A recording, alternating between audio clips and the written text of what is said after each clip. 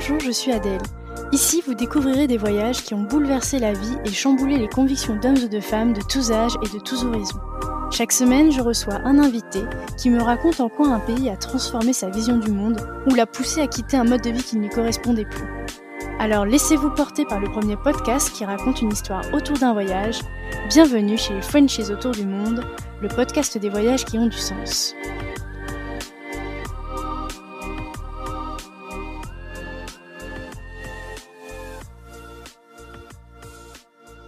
Si vous voulez suivre les coulisses du podcast et être informé des dernières nouveautés, n'hésitez pas à vous abonner au compte Instagram et au compte Facebook Frenchies autour du monde. Les liens sont directement dans la description de l'épisode. Le podcast est également diffusé toutes les semaines sur la web radio Allô la planète. Je vous souhaite une belle découverte sur allolaplanète.fr. Nathalie est née en Afrique dans une famille de voyageurs et jusqu'à ses 12 ans, elle a eu la chance de pouvoir suivre partout ses parents qui avaient la bougeotte.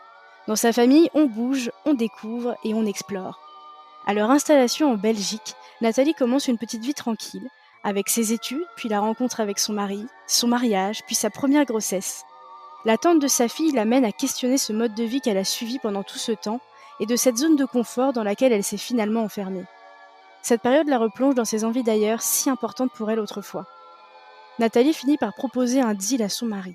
Partir 3 semaines au Rwanda et voir s'ils pourraient y construire leur vie. Sa mère étant d'origine rwandaise, Nathalie sent que c'est le moment et qu'elle est prête pour découvrir cette culture qu'elle ne connaît qu'à travers elle. Quand Nathalie pose le pied sur la terre rwandaise, elle est submergée par l'émotion. Les odeurs la ramènent à ses souvenirs d'enfance en Afrique, et plus les jours passent, plus ils s'y sentent bien. C'est une évidence pour eux qu'ils vont revenir ici. Nathalie, qui aime ne pas avoir à se soucier du lendemain, se lance corps et âme dans un projet d'entrepreneuriat avec son mari pour monter un restaurant à Kigali. Avec Nathalie, on parle de se donner les moyens d'accéder à ses rêves, de la chance qui existe mais qu'il faut aller chercher et provoquer pour saisir les opportunités qui s'offrent à nous. Nathalie nous livre un témoignage sans langue de bois, complètement boostant et 100% inspirant. Je vous souhaite une très bonne écoute en compagnie de mon invitée solaire, pétillante et à l'énergie communicative. Hello Nathalie! Bonjour Adèle. Bienvenue dans le podcast. Merci de m'accueillir, ça me fait super plaisir. Le plaisir est partagé. Je vais commencer par te demander de te présenter pour les auditeurs. Donc, me donner ton prénom, ton âge, ta ville d'origine et ton parcours professionnel dans les grandes lignes. D'accord, donc je m'appelle Nathalie, j'ai 36 ans, je suis mariée à John depuis 9 ans et on est ensemble depuis euh, 15 ou 16 ans, je ne sais même plus. On a 2 filles, Adèle justement, la grande, comme toi, et Pénélope, donc elles ont 8 et 4 ans. Et donc actuellement on vit à Kigali depuis décembre 2014 et avant ça en fait on était à Bruxelles, qui est donc ce que je considère comme ma ville d'origine car c'est celle où j'ai passé le plus de temps. Même si j'ai eu une enfance sur le continent africain au Cameroun, car mon père était déjà un expat en fait pour les affaires étrangères belges. Même si j'ai grandi à Yaoundé, mais j'ai passé quand même beaucoup plus de temps à Bruxelles. Comme je suis belge, bah voilà, c'est d'office la maison aussi.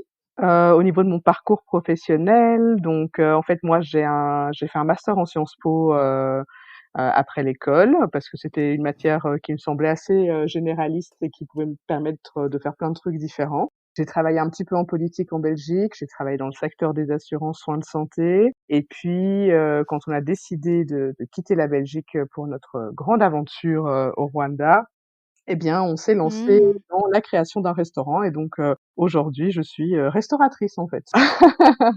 On va d'ailleurs en reparler de toute façon Avec au plaisir, cours de notre échange. c'est clair. On commence direct avec la première question. J'aimerais parler un petit peu de ton background voyage et déjà connaître un petit peu l'origine de ta passion du voyage, de ton envie de voyager. Est-ce que c'est, au courant de ton enfance ou est-ce que tu dirais que c'est plutôt, sur le tard? Alors moi, c'est vraiment, courant de mon enfance parce que comme je te le disais, mon père, lui-même était déjà expat. Donc mon père, il vient d'un petit village en Belgique, il est fils de fermier, mes grands-parents avaient une grande ferme et à la base, quand il a fait ses études en agronomie, c'était pour reprendre la ferme de ses parents. Sauf que, ben, mon père, il avait un sens de l'aventure, qui le taraudait Et donc, en fait, il a annoncé à ses parents qu'il ne voulait pas reprendre la ferme et qu'il partait à l'époque au Congo, juste après les indépendances en Ah, plus. dis Donc, donc. voilà, truc de fou. Genre, tous les Belges rentraient en Belgique et lui, il fait non, ben moi, en fait, je pars. Et donc, ben voilà, du coup, lui, il a toujours voyagé beaucoup. Il a rencontré ma mère là-bas. Et donc, je suis née au Burundi. Quand j'ai eu 2 ans, on a bougé au Cameroun. Et à l'époque, les expats n'avaient pas le genre de statut qu'on a aujourd'hui, à savoir où on peut rentrer en vacances en Belgique ou en France hyper régulièrement. À l'époque, tu avais des missions de 2 ou 3 ans et ton billet Ah. d'avion n'était payé que tous les 2 ou 3 ans. Du coup, bah, pendant les 2 ans, tu peux pas rentrer chez toi. Bah, tu explores le pays où tu vis. Donc mes parents nous ont toujours amenés partout, que ce soit en week-end, que ce soit pour des plus longues périodes. Tous les deux ont toujours aimé beaucoup bouger. Et donc c'est vrai que moi j'ai eu une enfance assez incroyable parce que voilà, on allait un peu partout, que ce soit en Afrique ou même quand on rentrait en Belgique, mon père nous amenait en France du coup ou en Espagne. Et voilà, dans la famille, on bouge, on voyage, on explore et donc ça a toujours été la norme pour moi en fait, que ce soit partir près ou loin. Hein, je veux dire, je pense pas qu'un grand voyage c'est forcément un voyage à l'autre bout du monde. Ça peut être parfois explorer même le pays dans lequel on vit pendant quelques mois, changer de région. Mais donc oui, pour moi le voyage c'est depuis le biberon. C'est ça, c'est ça. Déjà droguée, depuis, ta toute petite enfance, quoi. C'est vraiment le cas de toute la famille, quoi. Je veux dire, ma sœur et puis maintenant on voit les neveux et nièces qui grandissent et qui commencent à avoir la bougeotte. Ils nous ont vraiment transmis un sacré virus qui Ah est ouais. celui d'aller voir ailleurs, d'être curieux, de partir, d'explorer, que ce soit un mois ou pour quelques années, mais partez. Alors, bah, du coup, aujourd'hui, on va parler du Rwanda et du coup, j'aimerais bien savoir, où est-ce que tu en es dans ta vie, personnelle et professionnelle, le jour où tu décides de faire ce grand voyage au Rwanda? Et peut-être qu'il faudrait resituer un petit peu, Le voilà, le contexte. contexte Ouais. aussi, Ouais, ouais. ouais, ouais. Donc en fait, bon, voilà. Moi, je rentre en Belgique définitivement, on va dire, quand j'ai 12 ans. Et je me souviens qu'on était à peine arrivé en Belgique. On est arrivé genre en septembre. Et le premier hiver, j'ai dit à mes parents, mais qu'est-ce que c'est que ce truc? Qu'est-ce que c'est que ce froid? Moi, je pourrais pas vivre toute ma vie en Belgique, quoi. C'est juste pas possible. Donc la fille un peu en bad trip parce qu'elle découvre. En fait, on avait toujours passé nos vacances en Belgique, mais en été. Donc pour moi, la Belgique c'était comme le Cameroun où je grandissais, il faisait beau. Et donc tout d'un coup, voilà, premier hiver. Et là, j'ai dit à mes parents, non, non, il y a pas de lumière. Non, non, non, on est tous de mauvaise humeur. Là, ça ne va pas du tout. Faut vite qu'on reparte. Voilà, dans ma tête, j'ai 12 ans et je ne comprends pas pourquoi est-ce que mes parents ne veulent plus qu'on reparte. Mais bon, ma sœur passait en ce qui était l'équivalent de la première, parce qu'elle était en école française. Donc mes parents voulaient qu'elle fasse sa terminale, puis la mettre à l'université et éventuellement après repartir. Et puis en fait, après, mon père n'a plus envie de repartir. Il avait beaucoup baroudé. Je pense qu'il était content de rester en Belgique. Et donc moi, dans ma tête, il y a toujours cette idée qu'un jour ou l'autre, je repartirai sous des cieux plus cléments. J'avoue que la météo est vraiment quelque chose qui est importante pour moi. Je préfère qu'il fasse beau. J'imagine que c'est le cas de beaucoup de gens, mais moi, c'est vraiment, genre, vraiment, je ne suis pas la même personne en hiver que je suis en été. Donc voilà, ça reste dans ma tête, mais voilà, ma vie se fait en Belgique, quoi. Collège, lycée, université. Je rencontre celui qui va devenir mon futur mari en plus assez jeune. J'avais 19 ans. On est tous les deux aux études, et puis après Ah les études, oui! on se met à travailler. Alors on voyage régulièrement, genre dès qu'on a 2, 3 semaines de congé, c'est vrai qu'on aime bien partir, le Maroc, les États-Unis. J'ai aussi été en Asie avec des amis. Enfin voilà, j'ai quand même ce goût de voyager qui est resté.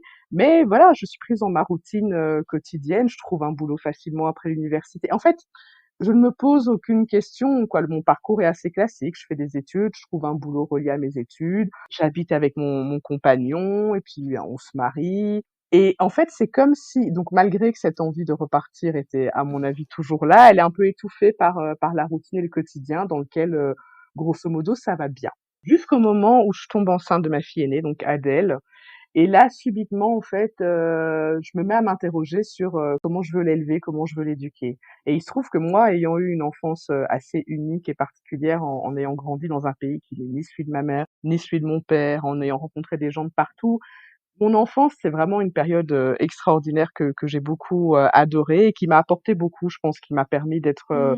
voilà, d'être quelqu'un de très ouvert sur les autres, de très tolérant. Il y a vraiment beaucoup de choses que je ne comprends pas quand parfois je parle avec les gens et des fois je me dis mais peut-être s'ils ont moins bougé que moi, on se rend moins compte que le reste du monde vaut la peine, que les cultures sont elles sont, mais qu'on n'est pas obligé de les valider ou de les invalider ou que sais-je. Enfin bref, voilà, ça, je trouvais que cette enfance avait apporté vraiment quelque chose de très riche dans notre famille. Et donc, j'explique à mon mari que pour moi, en tout cas, ce serait important que notre fille connaisse ça aussi. Mon mari, il est aussi métis comme moi. Lui, sa mère était d'origine burundaise, mais par contre, lui, il a toujours vécu en Belgique. Donc, sa mère est arrivée dans les années 60. Ah! Et donc, lui, vraiment, il allait en vacances au Burundi voir la famille, mais pour lui, l'Afrique n'a jamais été une destination où il se voyait vivre, en fait. Parce que, bah, il était peut-être encore plus belge que moi. Moi, j'avais quelque part vraiment une bonne connaissance de mes deux cultures européennes et africaines. Lui, vraiment, c'était genre, ben non, pourquoi est-ce qu'on irait ailleurs? Genre, en vacances, oui, mais vivre, je ne sais pas. Bref, on en parle durant la grossesse. On est en 2012 en ce moment-là. On est en 2012. Et ça se passe aussi pas très bien avec mon employeur, enfin ma manager en l'occurrence, qui en fait dès qu'une nana tombe enceinte dans son service, ça l'énerve. Alors donc c'est une autre nana, hein, donc c'est un peu bizarre de se dire qu'une nana Ah oui. peut être un peu Mmh. compliquée avec ça, mais Oui, c'est vrai, ouais. elle me met une espèce de pression. Comme quoi, hein? Oui, vraiment. Alors qu'on se dit, je suis dans un environnement avec une autre nana, mais elle, c'était une nana pour qui la carrière passait avant tout, et c'est son droit. Mmh. Elle comprenait pas Voilà, elle que essaye un peu déjà, avant même qu'on ait accouché, de nous expliquer que, attention, elle nous a à l'œil et qu'on n'a pas intérêt à, entre guillemets, baisser de rendement ou que sais-je. Et moi, vraiment, ça me perturbe parce que voilà, en général, quand on veut fonder une famille, on a envie de passer du temps avec son enfant, et donc l'enfant n'est même pas encore là, que je sens déjà que l'ambiance du travail va être un peu plus compliquée. Bref, j'accouche en août 2012 de cette petite fille absolument merveilleuse dont je tombe folle amoureuse. Je passe 3 mois et demi avec elle en congé maternité. Et la reprise est vraiment très violente, en fait, parce que, ben voilà, les horaires de crèche dans une grande ville comme Bruxelles, où il faut parfois traverser la ville pour aller au boulot, ça veut dire, en fait, réveiller un tout petit bébé pour le déposer à 7 heures à la crèche et le récupérer à 18 heures. Donc, et en fait, ouais, l'enfant a c'est ça. passé Mmh. tout son temps avec d'autres personnes qui sont absolument adorables, heureusement, mais n'empêche, voilà, moi, c'est mon premier enfant et je me dis, oh là là, le peu de temps que je passe avec elle, et en y réfléchissant, je me dis, mais ça va être de plus en plus compliqué après avec l'école, etc. Et là, je dis vraiment à mon mari, écoute, moi, je pense pas que je pourrais m'épanouir dans ce système-là. Alors, lui me dit, bah, peut-être changer d'entreprise ou quoi. Et je dis non, je dis, je pense que il y a un truc un peu culturel, en fait. Comme moi, j'ai deux cultures, il y a un truc culturel qui, pour moi, est que je devrais pouvoir avoir vraiment du temps de qualité avec mon enfant. Et j'ai pas l'impression que le système ici le permette. Alors aujourd'hui, je pense qu'il y a beaucoup de gens qui arrivent à justement trouver un équilibre en allant vivre un peu en dehors des grandes villes, en trouvant un travail qui permet de faire plus de télétravail, etc. Mais moi, à l'époque, je voyais pas d'autre solution que celle de allons voir ailleurs, parce que voilà, je pense que je pourrais plus m'épanouir dans un système où ta parentalité ne doit pas être en concurrence avec ton travail d'une certaine façon, en fait. Tu dois pas prouver que tu es une bonne employée aux dépens de ta maternité. Enfin voilà, j'étais un peu confuse par tout ça. Elle m'imposait, ma boss, vraiment, elle me mettait à rude épreuve. Elle voyait que c'était difficile et elle en rajoutait. J'étais vraiment là, genre, mais qu'est-ce que c'est que ce monde où en gros elle me dit attention, n'oublie pas ta carrière. Et j'étais là, mais pour l'instant, je pense surtout à mon bébé, en fait. Genre ma carrière, j'en ai jusqu'à 65 ans, Ouais. donc j'ai le temps. Elle va grandir vite. Ouais, c'est ça. Oui et puis là, tu pourras pas récupérer le temps perdu, Exactement, en fait, ouais. c'est ça. Tout Mmh. d'un coup, C'est déjà clair. les 4 premiers mois, ils ont passé à vitesse bébé prime avec ce bébé, et là, voilà, après, elle fait c'est limite si elle fait pas ses premiers pas à la crèche, je suis pas avec elle. Enfin, vraiment, j'étais très touchée par, tout ça. Je sais que d'autres personnes le vivent mieux. Moi, c'était très violent pour moi, en fait. Et donc je dis à mon mari: «Mais tu sais», enfin, je lui avais dit depuis toujours, hein, que j'aimerais bien qu'un jour on aille, vivre ailleurs, même si c'est 1 ou 2 ans, mais que c'était quelque chose qui vraiment était important pour moi. Et donc je lui en reparle, et à l'époque, j'ai quelques amis avec qui j'avais fait Sciences Po, qui étaient aussi d'origine rwandaise, qui étaient revenus à Kigali, en fait, au Rwanda, et avec qui j'étais toujours en contact. Et donc, je me mets à leur envoyer des mails, en fait, juste pour savoir d'abord comment ils vont, et puis pour ensuite faire alors, c'est comment, du coup, le Rwanda, qu'en fait, je ne connais pas. Ma mère est d'origine rwandaise, mais ma mère fait partie d'une génération qui n'a pas grandi au Rwanda à cause des problèmes politiques qu'il y avait à l'époque. Et donc, moi, le Rwanda, j'y étais une fois en 2001, genre à 18 ans, mais voilà, je n'y connais pas grand-chose. Je connais l'histoire, je suis proche de la communauté d'origine rwandaise à Bruxelles, parce qu'il y a beaucoup de conférences par rapport au génocide, ou par rapport au développement du pays.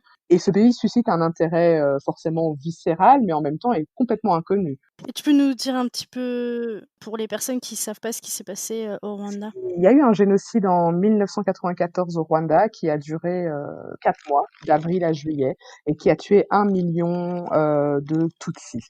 Donc en fait, au Rwanda, c'est un pays où il y a trois, j'aime pas dire ethnies, parce qu'en fait, elles partagent la même langue, la même culture, la même religion avant la colonisation. Ah Donc, ouais. contrairement à d'autres pays où les langues sont différentes dans les tribus ou les ethnies, comme ils disent, là, il y avait vraiment, c'était plutôt des statuts sociaux en fait, ces différences donc Hutu, Tutsi et Twa.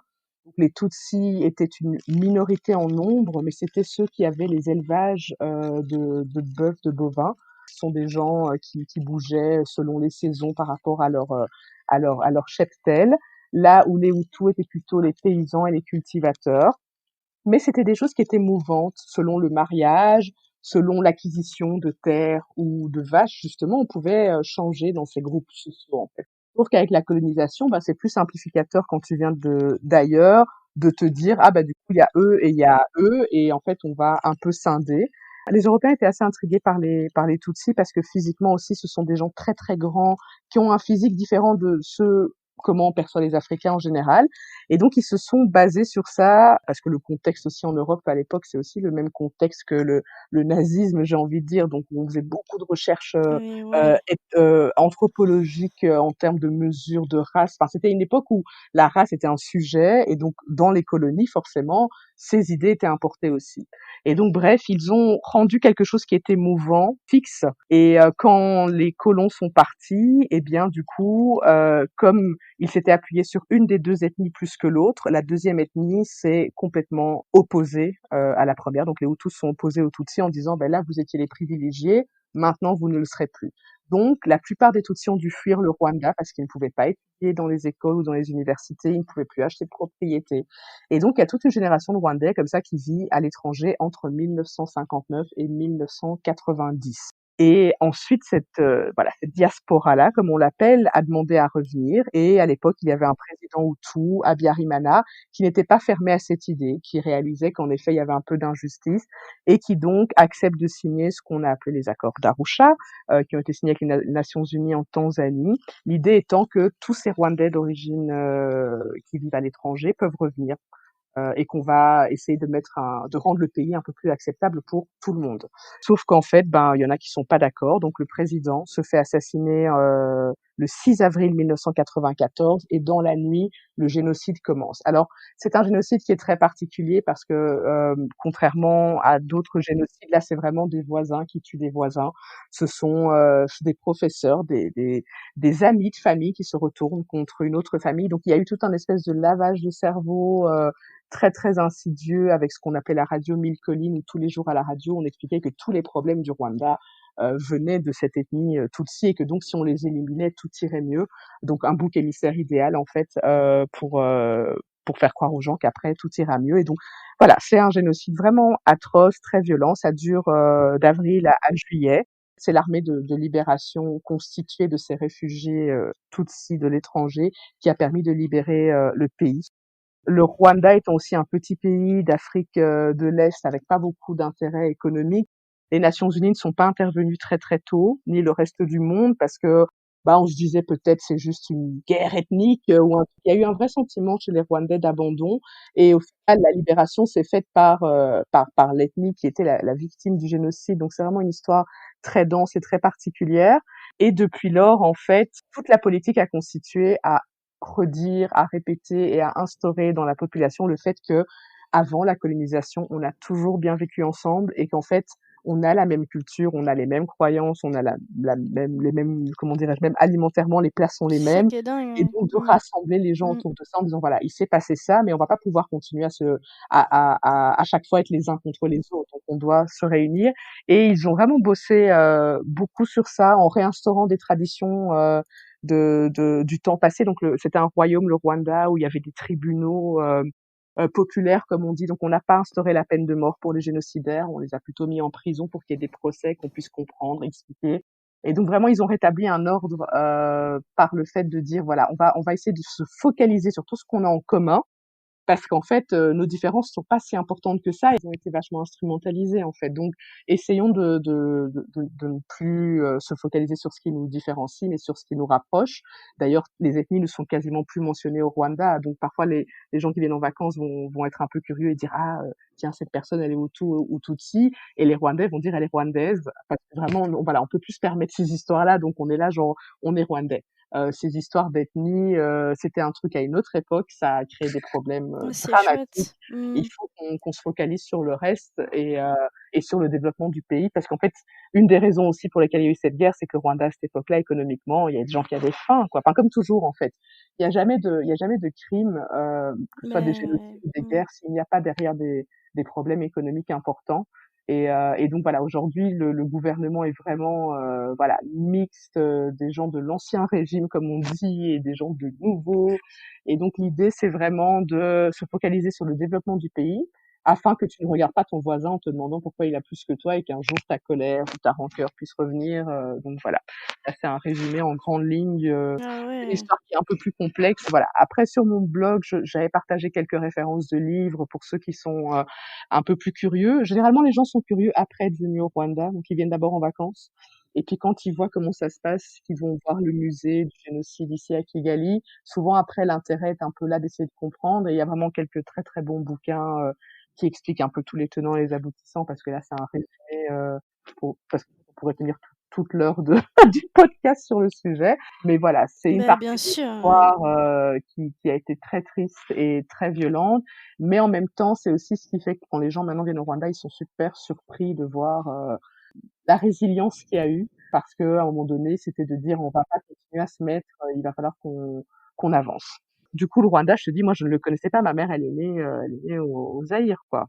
Ses parents avaient fui dans les années D'accord, ouais. Donc 50, ouais, c'est elle qui justement. t'a raconté, qui te racontait, en fait, tout ça? Elle et mon père. Donc mon père, il est arrivé au donc ce qui était encore le Congo, qui est devenu le Zaïre après les indépendances. Et mon père, c'est vraiment quelqu'un de voilà de très curieux. Donc il a lu beaucoup, il s'est renseigné, il connaissait l'histoire de la Belgique par rapport à tous ces pays-là, parce que ce soit le Zaïre, le Rwanda Ah ou le ouais. Burundi, c'était des colonies belges. Donc il connaissait la version belge et il s'est intéressé à la version des Burundais, des Rwandais et des Congolais. Et donc lui et ma mère nous ont toujours parlé du Rwanda, du Burundi, de ce qui s'était passé. On était au Cameroun au moment du génocide et il y avait quelques réfugiés rwandais qui avaient pu fuir et qui s'étaient réfugiés en Afrique de l'Ouest et qu'on a hébergés. Mes parents nous ont toujours amenés aux conférences. Voilà. Pour mon père, le fait qu'il avait épousé une femme d'origine rwandaise, il n'a jamais occulté la culture de ma mère, en fait, et nous a vraiment toujours dit, voilà, vous avez deux cultures, vous êtes belge, mais votre mère, si son pays allait bien, elle aurait la nationalité rwandaise. Il se trouve qu'elle n'a pas pu y vivre parce qu'elle faisait partie de l'ethnie des Tutsis C'est et qu'ils ça. étaient persécutés, mais ça restera un peu toujours chez vous, même si vous n'y êtes pas allé. Et mais du coup, c'était pas du tout, un sujet tabou, en Non, fait? pas du tout. C'est quelque chose dont on parlait. Ma mère, voilà, a pas mal d'amis aussi belges d'origine rwandaise comme elle. Nous, on a toujours fréquenté l'ambassade du Rwanda en Belgique pour les cérémonies de commémoration, ce genre de choses. Donc voilà, ça n'a jamais été tabou. Pour moi, c'était parfois juste un peu compliqué, genre quand j'étais à l'université, parce que dans les cours, parfois les profs disaient des trucs et forcément, tu vois, aucun Ah pays va oui. dire on a laissé tomber le Rwanda. Donc il y a toujours des versions un peu différentes, des trucs un peu caricaturistes. Et je me souviens que moi des fois à l'unif, je quittais l'auditoire en mode non non ça suffit, ça c'est une version édulcorée ou pas du tout véridique, donc je vais pas me brouiller avec le prof, je sors. Mais voilà, dans la famille en tout cas, ça n'a jamais été tabou. Et d'ailleurs, quand je suis venue en 2001, c'est parce que j'ai un grand frère qui travaille toujours pour les Nations Unies et qui était basé sur Kigali. Donc la première fois que je suis revenue, ma mère est revenue directement après le génocide, donc en 95, en 95, je pense qu'elle est venue un an après parce que sa famille était ici, qu'elle voulait revoir et qu'elle pouvait enfin revenir en fait, tout simplement. Mais nous, ma sœur et moi, à ce moment-là, on était un peu petites, donc on n'est pas venus. Et donc la première fois que je suis venue, c'est à 18 ans et c'était en 2001, mais je suis restée 2 semaines, donc je n'en gardais pas un souvenir non plus particulier. Je me souvenais que c'était très beau et c'est tout. Mais donc voilà, je recontacte mes potes qui eux sont revenus depuis 2010 environ, 2010, 2011, 2012. Et je leur dis, tiens, voilà, j'ai eu une petite fille, la vie ici, je sais pas trop. Du coup, on est en train de penser à peut-être venir. Et en fait, ce qui est génial, c'est que tous me disent la même chose, quoi. Genre, Ah ben écoute, nous en tout cas, on n'a jamais regretté d'être ici, d'être revenu. C'est un pays qui est en plein boom, c'est un pays très jeune, très énergique, qui a une énergie incroyable. Et en gros, bah, viens voir, quoi. Franchement, allez, passe le cap, viens Ah voir. ouais. Donc je parviens à convaincre mon mari qu'on vienne passer 3 semaines. Que voilà, lui à la base, il me dit bah, pourquoi le Donc Rwanda? vraiment en mode vacances. Voilà, à ce moment-là, c'est vraiment en mode allons Toi, voir. tu lui dis comment? Ben, en fait, je lui dis, voilà, écoute, depuis le temps que j'en parle, il sait vraiment que je veux partir, mais c'est vrai que lui, il est en mode, on peut partir plus ou moins n'importe où. Ça pourrait être le Canada, ça pourrait être la Thaïlande, ça pourrait être le sud de l'Europe, l'Italie ou l'Espagne. Donc lui, il n'a pas forcément une destination en tête. Au fond de moi, je me dis, bah, tant qu'à faire, si c'est pour partir quelque part, il y a ce pays auquel quelque part je suis attachée sans le connaître. Est-ce que ce ne serait pas l'occasion de faire quelque chose, même si c'est 2 ou 3 ans, et de Ouais. découvrir cette culture qu'en fait je ne connais que via ma mère, que je n'ai jamais pu connaître autrement. Et surtout, le Rwanda a très bonne réputation à ce moment-là. Donc autant après le génocide, il a fallu des années pour que les gens envisagent d'y aller ne serait-ce qu'en vacances, autant depuis les années, je dirais 2008-2009, le Rwanda est régulièrement sur la liste des pays à ne pas manquer, sur la liste des pays les plus safe sur le continent africain. Et donc tout ça, moi, voilà, je me dis, mais tant qu'à faire, tu vois, en plus, vraiment, ça a une bonne cote, quoi, ça a une bonne réputation. Donc je lui dis, allons 3 semaines en vacances. J'ai un oncle qui peut nous accueillir. J'ai quelques potes qu'il avait rencontrés quand j'étais à l'Uni, donc il les connaît aussi. Je dis, allons faire un tour et puis après on verra bien si ça nous plaît pas, ça nous plaît pas. Si ça nous plaît, on sait même pas ce qu'on veut faire. Donc déjà, allons d'abord voir si ça nous plaît. Et donc on part en janvier 2014. La petite a 18 mois. Enfin la petite, maintenant c'est la grande, mais à l'époque c'est la petite. Elle a 18 mois. On part avec elle. C'est son premier voyage long courrier et tout. Et donc voilà, l'idée c'est de passer du temps à Kigali, de visiter un peu le pays, de rencontrer ses amis pour voir, tiens, qu'est-ce qui est possible ou pas, comment est vraiment leur vie. Donc voilà, on arrive à Kigali. Moi je me souviens que j'ai été déjà très très émue à l'atterrissage en fait parce que c'était en pleine saison des pluies et j'avais plus voyagé depuis très longtemps sur le continent africain en fait. J'avais voyagé en Asie, aux États-Unis, le nord de l'Afrique aussi, mais le Rwanda à part en 2001, voilà, je n'avais plus remis mon pied. Et tout d'un coup, quand les portes de l'avion s'ouvrent, quand il pleut ici, donc on a une terre très rouge à latérite, qui est vraiment la terre qu'on voit quand on pense à l'Afrique, terre rouge comme ça, terre brique, et il a plu. Et quand il pleut, cette terre a une odeur très forte, un peu de heu, je sais pas comment dire, un peu de sous-bois en fait, comme tu dirais à l'automne en Europe. Et cette odeur quand l'hôtesse a ouvert la porte de l'avion, en fait, elle m'a vraiment pris aux tripes, je ne m'y attendais absolument pas.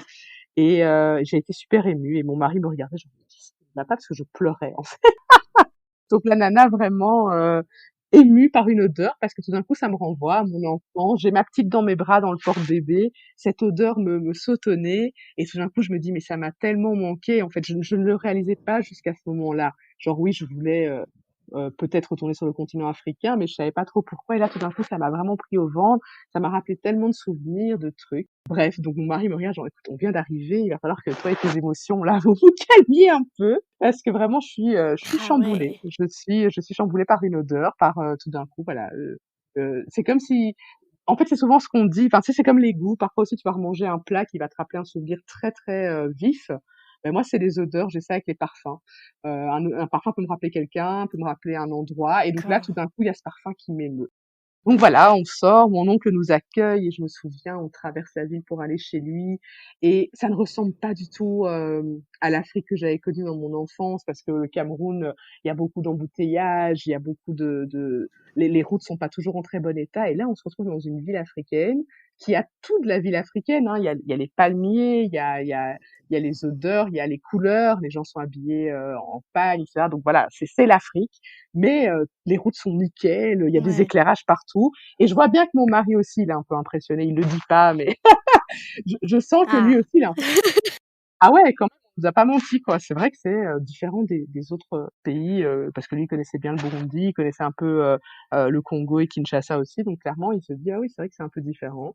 Donc on arrive chez mon oncle, voilà, on se pose. Les premiers jours, on va se balader dans la ville tranquillement, faire les touristes en fait. Les amis que j'ai donc de l'université nous proposent un brunch par-ci, un verre par-là, et à chaque fois on y va et on rencontre des expats ou des repats comme on dit. Donc en fait, expat c'est plutôt quand tu n'as jamais eu aucune attache dans le pays dans lequel tu vis. Et repat, c'est quand tu as un lien, donc ça peut être parce que ta mère est d'origine rwandaise ou parce que tu es né au Rwanda et que tu es revenu. Donc au lieu de expat, on dit repat parce que c'est un retour. Ah. Et donc on rencontre des expats et des repats. Et à chaque fois, ce qui est vraiment, on est là avec toutes nos questions, on est vraiment en mode en train de faire notre sondage, quoi. Est-ce qu'on peut vivre ici ou pas? Et donc on pose des questions et C'est ça, tout le ouais. monde est assez unanime en fait en disant allez, c'est petit, le Rwanda est un petit pays, donc c'est vrai que parfois on rêve de ces grands espaces qu'on peut avoir au Kenya ou en Tanzanie, mais par contre la douceur de vivre, la sécurité, tout le monde répète les mêmes trucs, tout le monde est convaincu par les mêmes raisons. C'est safe, c'est agréable d'élever ses enfants ici. Tu peux faire tout ce que tu veux. Ça, c'est un truc qu'on nous répète tout le temps. Ici, bon, tu n'auras pas de filet de sécurité. Il y a pas des aides pour les entrepreneurs, mais grosso modo, si tu veux ouvrir une entreprise, on va jamais te dire non, en fait. On va te demander combien d'employés tu comptes avoir, où est-ce que tu comptes t'installer, quel est ton projet sur les 3 prochaines années, de montrer un business plan pour montrer que tu es sérieux. Et ensuite, on va t'octroyer un numéro de TVA. Et donc, ils nous mettent vraiment ça en tête. Tu peux faire tout ce que tu veux. Et nous, on est des grands fans de restaurants et de sorties, et donc on va quand même dans pas mal de restaurants. Mais à ce moment-là, la scène gastronomique de Kigali était très très basique. Il y avait quelques restaurants asiatiques, chinois, japonais. On mangeait déjà des sushis à Kigali à cette époque-là. C'était assez détonnant, mais Ah! il y avait un restaurant à sushi italien, et alors les restaurants qu'on dit africains, qui font de la cuisine d'Afrique de l'Est en fait, donc des brochettes, des salades, des trucs un peu simples. Mais dans chaque endroit, nous on trouve que c'est super long, genre vraiment le temps d'attente. Faut commander avant d'avoir faim parce que sinon tu pètes un câble. Si t'as pas commandé avant d'avoir faim, quand t'as faim et que t'attends, c'est minimum 40. À l'époque, c'était minimum 40, 50 minutes. Alors, en plus, on a une petite fille de 18 mois, tu vois, donc je suis là, genre, je veux juste une purée de pommes de terre, les gars, quoi. Amenez-moi du pain, au moins, comme ça, ce sera réglé. Et donc, en rigolant, on se dit, mais en fait, un restaurant qui serait un peu plus rapide, ce serait quand même cool. Et aussi, on a été au marché, et on a vu tous les produits qu'il y a, et je suis étonnée parce que dans tous les restaurants, les cartes sont assez similaires. Donc, c'est un peu le même style de brochette, le même style de salade. Et je me dis, tiens, c'est marrant parce qu'il y a quand même un large choix de légumes et de produits, mais les gens font un peu tous la même chose. Et donc, en rigolant, on se dit, ouais, enfin, nous, on adore les bistrots, quand même en Belgique ou en France. Moi, c'est mon genre de restaurant préféré parce que je trouve que tu peux aller, il y en a pour tous les goûts à chaque fois. C'est gourmand, c'est des trucs qui te rappellent toujours un peu ton enfance, c'est des plats confort. Et donc, j'ai un bistrot ici serait quand même cool. Et on commence en blaguant, en parler aux gens qu'on croise. Et tout le monde nous dit, non mais vous vous rendez pas compte, hein, vous ouvrez un nouveau restaurant ici, les gens seront tellement contents parce qu'on a les mêmes restaurants tout le temps. Donc, en gros, tu tournes dans 5, 6, 7, 8 restaurants maximum. Donc, dès qu'il y a un nouveau restaurant, on est tous super excités. Donc, notre blague qui est, on pourrait peut-être faire un restaurant, tout d'un coup, nos potes nous présentent en disant, ouais, ils vont peut-être revenir faire un restaurant, en fait. Donc, on est là, genre, ah oui, ok, enfin, calmez-vous, c'est juste une idée, là, pour l'instant. Mais eux sont là, non, non, mais faites-le, franchement, ce serait génial. Et ils nous parlent déjà des plats belges qu'on adore ou des plats français qu'on adore en disant, mais oui, franchement, ça nous manque, ça, ce serait cool. Et donc voilà, les 3 semaines passent et tous les deux avec mon mari, on se sent vraiment bien dans la ville. Même quand on ne va pas voir des potes, on se balade à deux. Le soir, on va dans des petits restos et on est là, genre, ouais, il y a un truc qui est chouette. Il y a une vibe, il y a en fait, c'est une population très jeune, forcément, puisque, avec le génocide, beaucoup d'anciens ont disparu. Et donc, c'est vrai que c'est très dynamique. Les gens bougent beaucoup, font des choses, ont plusieurs entreprises généralement.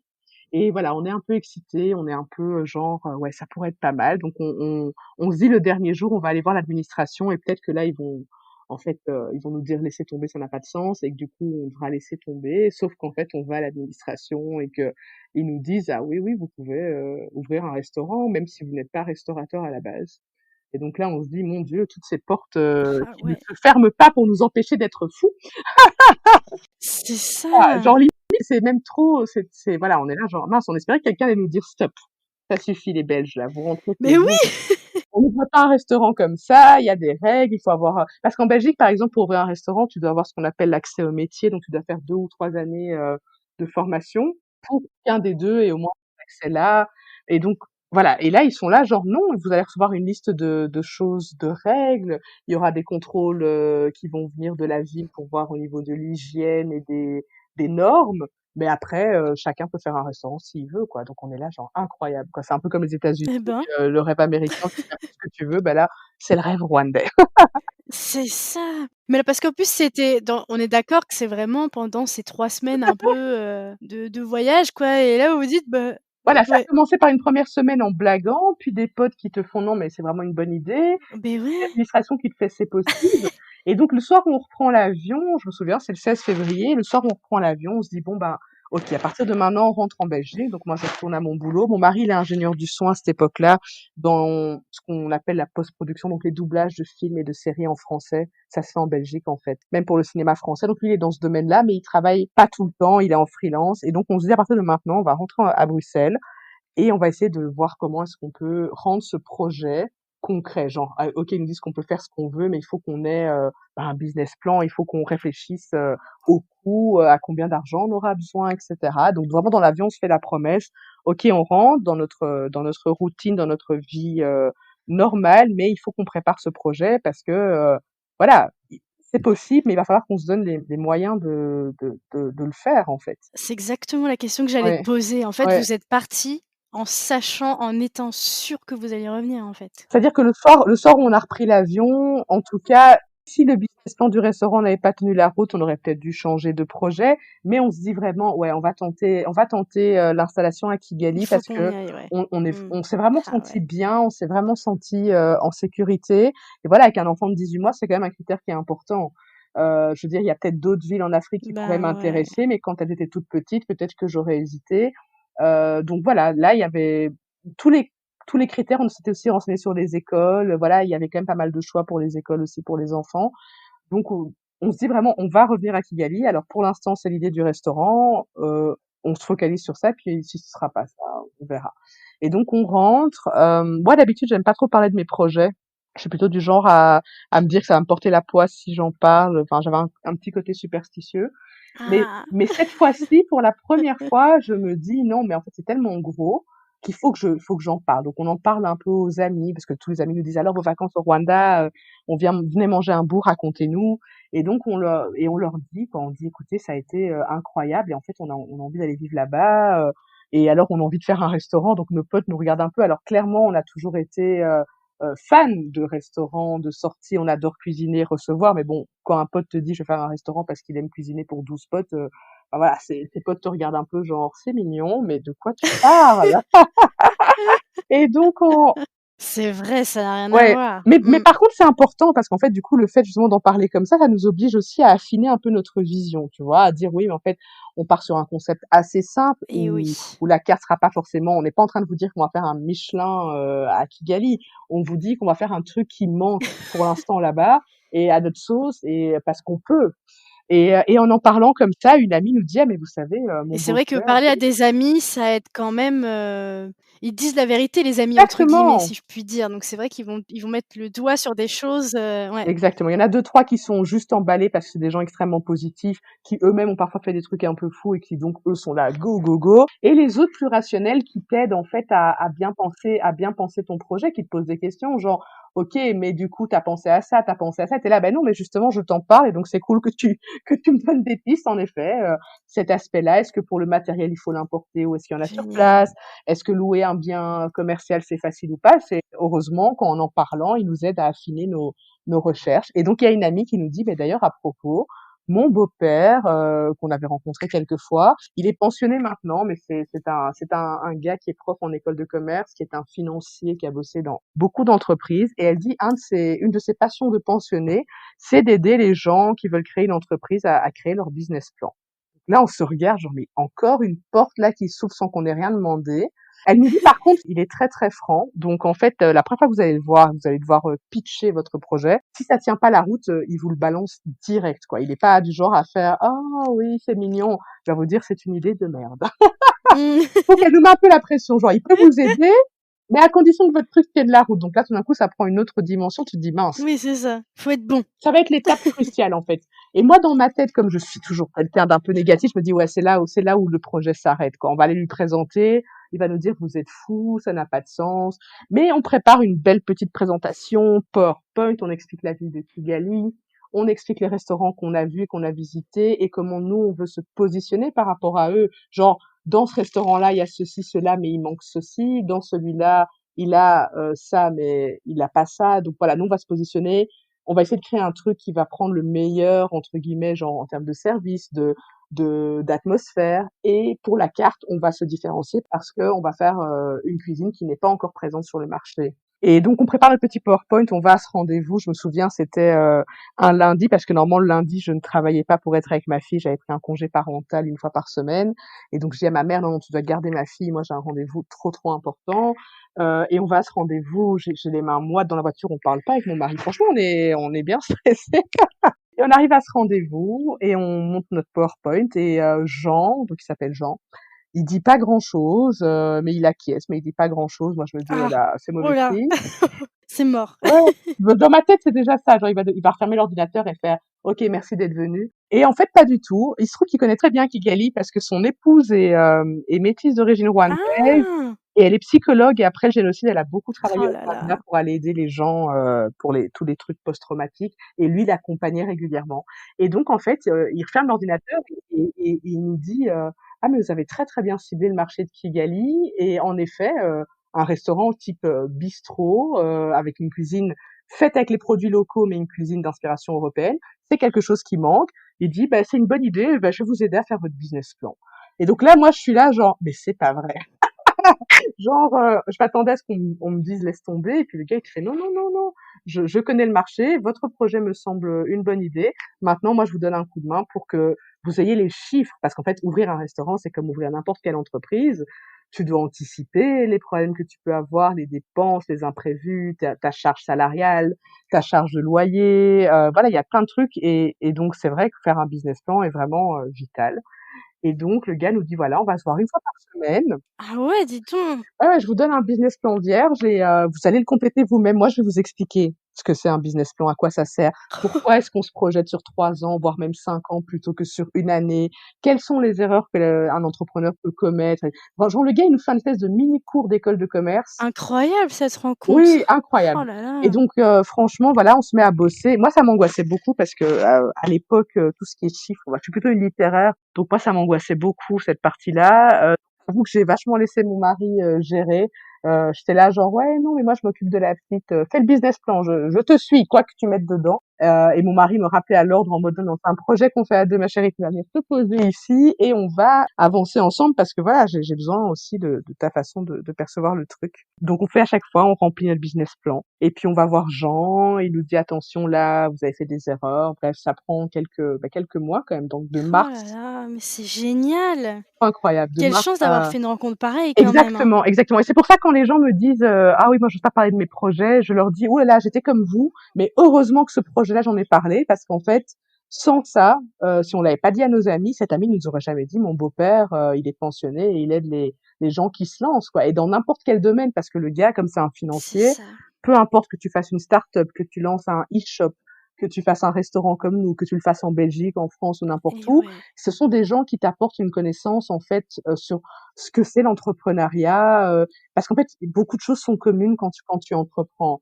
Quel que soit le domaine, tu peux avoir des problèmes, quand ben, tu te lances, ouais. de financement, tu peux avoir des problèmes de cash flow après, tu peux avoir des problèmes d'employés. Les problèmes sont similaires. Moi, quand je parle à d'autres entrepreneurs, je suis toujours étonnée de voir qu'on, même si les domaines sont très différents, on a tous des galères assez similaires et donc c'est vraiment important. Et donc, faut pas être trop superstitieux en disant si j'en parle, mon projet va peut-être du coup s'évanouir. Au contraire, t'es pas obligé de pitcher ton idée en détail, mais le fait d'en parler, des gens vont te poser des bonnes questions qui vont te faire réfléchir et parfois vont te dire je connais quelqu'un qui pourrait éventuellement t'aider et c'est des rencontres incroyables. Encore aujourd'hui, Jean, quand on a des doutes sur le restaurant, c'est quelqu'un qu'on va appeler. Dès qu'on est à Bruxelles, on l'invite à manger pour lui parler du bébé. Voilà, c'est vraiment quelqu'un qui a pris une place de mentor parce qu'il nous a apporté Ah voilà ouais, c'est génial.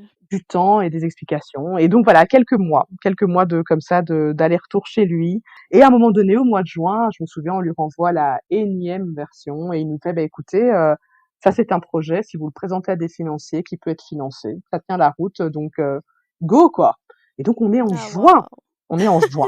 Donc l'espace-temps, il est incroyable.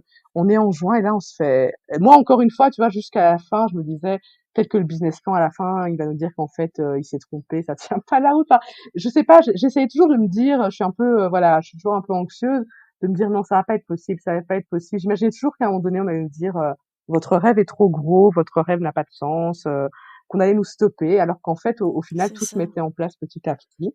Et c'est peut-être la peur et l'appréhension aussi qui te faisaient, t'imaginer ça? Oui, Te dire: «Peut-être que heureusement quelqu'un va venir me stopper quoi, avant de faire une grosse connerie!»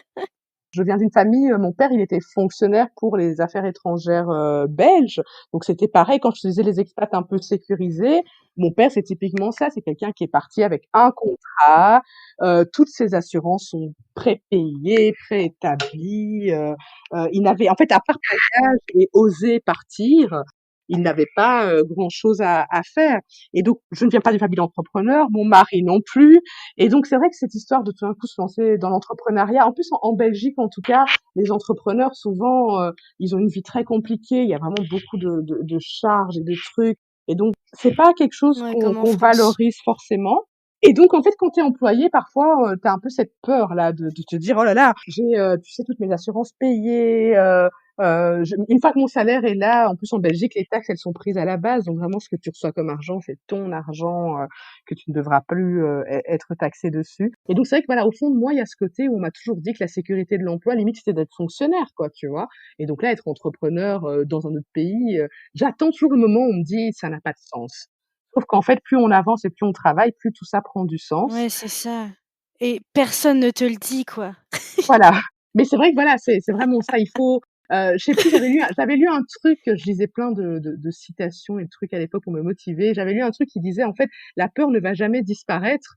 La seule différence, c'est qu'il y en a qui vont s'arrêter parce qu'ils ont trop peur et d'autres qui vont juste se dire bon ben la peur apparemment a décidé de se coller à moi pour le reste de ma vie. Let's go quoi, c'est pas grave. J'ai peur mais j'avance et c'est vraiment, je pense que c'est ça. Quel que soit le projet quand on part ou si c'est pour créer son entreprise ou quoi, c'est que la peur, elle disparaîtra pas. Elle va s'atténuer parce qu'on va acquérir un peu plus de confiance, un peu plus de compétences, qu'on va réaliser que même quand on se plante, il n'y a pas mort d'homme. Je pense que c'est vraiment, quand on est anxieux, on a l'impression que ça va nous paralyser, mais en fait, il faut juste se donner à chaque fois des petits objectifs. Bah, j'ai eu plusieurs fois des invités comme ça, qui ont entrepris, à l'étranger et eux aussi avaient cette peur-là Tout à comme ça de fait. se lancer. Je pense à mes invités, Élodie et Guillaume, disaient qu'en fait là-bas, il y a aucune honte en plus, au pire si on échoue par exemple. Que souvent d'ailleurs les grands auto-entrepreneurs ont souvent échoué dans plein d'autres boîtes avant de réussir enfin, dans une autre boîte et c'est vrai qu'on n'a pas du tout cette Oui, mentalité-là en France et peut-être du coup, exactement, c'est comme ce que toi en j'allais dire, Belgique, en Belgique et en Europe en ouais. général. Je pense que l'entrepreneuriat, il y a vraiment un truc parce qu'on rencontre beaucoup d'Américains ici, c'est la plus grosse communauté expat au Rwanda, c'est plutôt des Américains et eux, par contre, ont un sens de l'entrepreneuriat que je ne comprends pas. C'est-à-dire que la plupart du temps, genre je sais pas, c'est le mari qui a trouvé un travail pour une compagnie, il débarque, la nana, elle a pas de boulot, mais dans les 6 mois, elle est capable de complètement changer, de ce qu'elle a étudié, de la voie qu'elle avait aux États-Unis ou je sais pas quoi, pour créer une entreprise et en faire un truc de dingue. Ils ont une énergie. Ils ont ce côté où genre, prendre un risque n'est jamais grave. C'est plutôt de ne pas le prendre qui est limite mal considéré. Genre, tu n'as pas, C'est osé, fou, tu hein. vas le Mmh. regretter. Et je me dis, voilà, au niveau des mindsets et en fait, ils me disent, eux, dès l'école, en fait, ils ont beaucoup de cours, d'économie, de business. Enfin, bon, les États-Unis se sont construits comme ça. Ah! C'est un pays où les gens allaient, tu te chopais ton lopin de terre et puis après, démerde-toi, en fait, tu vois. Et donc, ce sens de l'entreprise, quelque part, il est limite dans leur culture, quoi. C'est genre, la société va pas t'aider, on n'a pas, la faculté coûte super cher, donc beaucoup n'ont pas l'occasion de se payer une université à 20 ans ou à 18 ans. Donc, ils vont d'abord travailler et alors, ils travaillent pendant 3 ou 4 ans dans des domaines complètement improbables pour se faire de l'argent et parfois, ils commencent leurs études à 30 ans. Et alors, du coup, ils font une école de commerce et comme ils ont déjà l'expérience de la vie plus l'école de commerce, ce sont des gens qui, à 40 ans, ouvrent une entreprise qui devient incroyablement florissante parce que, en fait, ils sont beaucoup plus pratiques que nous. Nous, on est très dans les études en Europe. Il faut que tu aies un diplôme. C'est un truc, en tout cas, moi, mes parents, c'était genre, tu ne peux pas vraiment réussir ta vie. Genre, si tu n'as pas de diplôme, on n'a pas beaucoup de Ouais, ouais, ouais. considération pour les métiers manuels. Ça revient maintenant, heureusement, mais pendant très longtemps, les métiers manuels, c'était un peu des voies de second choix. très peu de gens le faisaient en premier choix. On te disait Et ouais. l'université et encore les grosses facultés, hein, médecine, école de commerce, ingénieur, Sciences Po, c'est que des trucs très, Oui, les écoles, hein, les écoles privées, ouais. Mmh. oui, les hautes écoles, exactement. Et donc c'est vrai que voilà, moi c'est ça que j'ai réalisé avec ce projet, c'est qu'en fait, clairement la peur ne disparaît pas, mais plus tu fais, plus bah, d'abord tu apprends et en fait, se tromper, se planter, c'est pas grave. On s'en remet et on apprend généralement et on ne recommet jamais 2 fois la même erreur. Donc faut voilà, pas attendre que cette peur disparaisse, qu'elle ne disparaîtra vraiment jamais. Et même quand là, ça fait 6 ans qu'on a le resto bientôt, j'ai encore des moments de stress régulièrement, là avec le Covid, voilà. Mais n'empêche que tu te dis, ben on a surmonté tout jusqu'ici, donc voilà, un peu de, il faut juste se bouger quoi. Et donc bref, ce business plan est terminé. Et on sait donc le montant dont on a besoin pour partir. Et là, on se dit, oh bah mince, maintenant ça passe au truc concret. Donc on en parle de nouveau un peu autour de nous. Et là, un de nos amis nous dit, mais vous savez, parce qu'on dit, voilà, maintenant le problème, ça va être de se financer. Une banque belge ne va pas vous nous financer pour un projet au Rwanda, ça n'existe pas. Par contre, et au Rwanda, faire un prêt quand tu viens d'arriver, ça n'a pas de sens non plus. Donc bref, on se dit, «Qu'est-ce qu'on va faire?» Trouver l'argent, en fait. On se dit déjà notre appartement, on était propriétaires. On avait un appartement qu'on avait acheté avec un crédit sur 20 ans là, comme on fait en Europe. Donc je peux pas dire qu'on était propriétaires, mais on devait devenir propriétaire un jour de cet appartement. Vous étiez en train.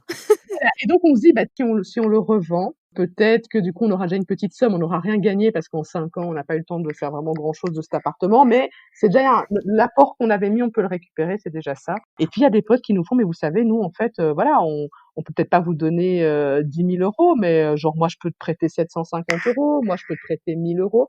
Et là tout d'un coup en fait on se rend compte que nos proches, bah, ils commencent à y croire avec nous. Et donc ça d'abord c'est super encourageant. C'est ça, rassurant. Voilà, tous nos frères et sœurs, nous disent aussi: «Bah, ouais, allez, on vous donne, un petit truc» et en cumulant tout ça, on finit par avoir la somme dont on a besoin. Certains nous disent, «Voilà, vous nous remboursez, quand vous pouvez» et d'autres nous font, «Tu sais quoi?» enfin, dans la famille surtout, «Tu sais quoi? En fait, c'est comme si je t'offrais tes, je sais pas moi, 20 prochains, cadeaux d'anniversaire, pour ce projet-là et donc tu dois même pas me rembourser, ça me fait plaisir, d'être partie prenante, à ce truc». Donc on se sent, porté, on se sent soutenu.